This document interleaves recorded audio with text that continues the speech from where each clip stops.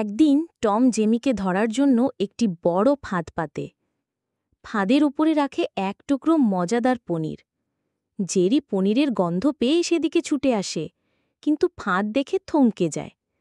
সে তখন তার ছোট্ট মগজ খাটিয়ে এক বুদ্ধি আটে। জেরি টমকে দেখতে পায় ফাঁদের কাছেই লুকিয়ে আছে। সে তখন এমন ভাব করে যেন সে ফাঁদটি দেখতেই পায়নি, আর সোজা হেঁটে ফাঁদের দিকে যেতে থাকে।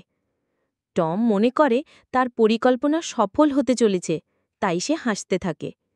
কিন্তু যেই না জেরি ফাঁদের কাছাকাছি আসে, সে দ্রুত ঘুরে টমের দিকে পনিরের টুকরোটি ছুঁড়ে মারে।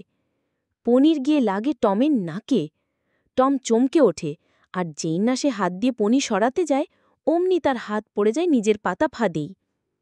টম ব্যথায় চিৎকার করে ওঠে, আর জেরি পনির নিয়ে পালিয়ে যায় বিজয়ীর হাসি হেসে। এভাবেই টম আর জেরির প্রতিটি দিন কাটে মজার মজার দুষ্টুমি আর বুদ্ধিদীপ্ত লড়াইয়ে।